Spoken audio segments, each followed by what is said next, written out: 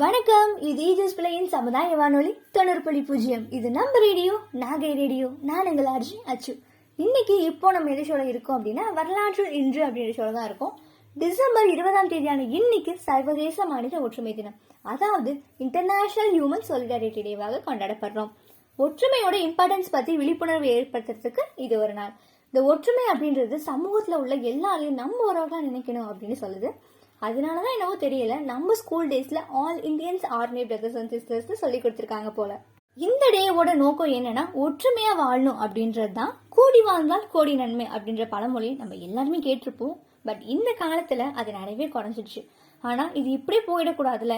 நம்மளோட ஃபியூச்சர் ஜெனரேஷன்ஸ்க்கு ஒற்றுமைனா என்ன, அதோட நன்மை என்னன்னு சொல்லி தர வேண்டிய கட்டாயத்துல நம்ம இப்ப இருக்கோம். நம்ம இந்த மாதிரி ஒற்றுமையை பத்தி வளவலன்னு சொன்னா கண்டிப்பா யாருமே கேட்க மாட்டாங்க. அண்ட் எனக்கு கூட கொஞ்சம் போர் அடிக்குது. பட் இதே ஒரு கதையை சொன்னோம் அப்படின்னா சின்ன குழந்தைங்க கூட கேட்பாங்க. அண்ட் ப்ளீஸ் நம்ம வீட்டில் உள்ள குட்டீஸ்க்கு ஒற்றுமையை பத்தி சொல்லி கொடுங்க. And now it's time to hear a story. ஆமா, இப்போ நம்ம ஒரு ஷார்ட் அண்ட் ஸ்வீட்டா ஒரு குட்டி ஸ்டோரியை கேட்க போறோம். கேட்கலாமா? எல்லா ஸ்டோரியும் போல இந்த ஸ்டோரியும் ஒரு ஊர்ல அப்படின்னு ஸ்டார்ட் பண்ண போறோம். ஆமா, ஒரு ஊர்ல ஒரு பெரியவர் இருக்காரு. அவருக்கு 4 பசங்க இருக்காங்க. நம்ம எப்படி நம்ம வீட்டுல அடிச்சுக்கிட்டு சண்டை போடுவோமோ அதே மாதிரி அந்த 4 பசங்களும் பயங்கரமா சண்டை போடுறாங்க. பட் அவங்க கொஞ்சம் பெரிய பசங்க. குட்டி சண்டைனா குட்டி சண்டை கிடையாது, அது கொஞ்சம் பெரிய சண்டை. அதாவது பரம்பரை சொத்துக்காக போடுற சண்டை. இதே மாதிரி அவங்க வீட்டுல எனக்கு தான் அந்த சொத்து, உனக்கு தான் அந்த சொத்து அப்படின்னு டெய்லி சண்டை போட்டுட்டே இருக்காங்க. இதையும் அவங்க அப்பா கேட்டுட்டே இருக்காங்க. அந்த பெரியவரான, அதாவது அந்த அப்பா இருக்காங்க இல்லையா, அவருக்கு ரொம்ப வயசாயிடுச்சு. திடீர்னு அவருக்கு ஒரு நாள் ரொம்பவே உடம்பு சரியாம போயிடுச்சு.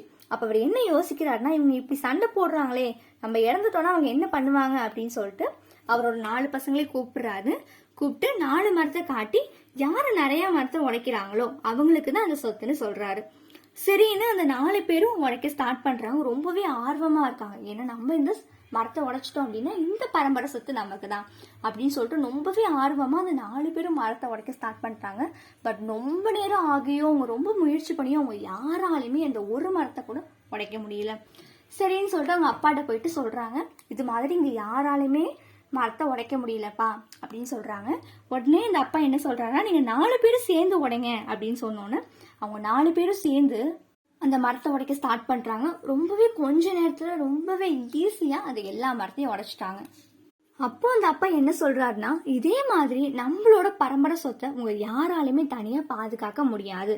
பட் நீங்க 4 பேரும் ஒன்னா சேர்ந்தீங்க அப்படின்னா, நீங்க எல்லாரும் ஒற்றுமையா இருந்தீங்க அப்படின்னா கண்டிப்பா அந்த சொத்தை பாதுகாக்கலாம் அப்படின்னு சொல்றாரு. ஸோ இந்த கதையிலேருந்து கண்டிப்பா நீங்க யூனிட்டியோட இம்பார்ட்டன்ஸ் பத்தி தெரிஞ்சிருப்பீங்க நான் நம்புறேன். ஒன்றுபட்டால் உண்டு வாழ்வு, ஒற்றுமை நீங்க நின்றால் அனைவருக்கும் தாழ்வு. Have a nice day ahead. இது மாதிரி பல விஷயங்களை நீங்க தெரிஞ்சுக்கணும் அப்படின்னு தொடர்ந்து இணைந்திருங்கள். இது நம்ம ரேடியோ, நாகை ரேடியோ.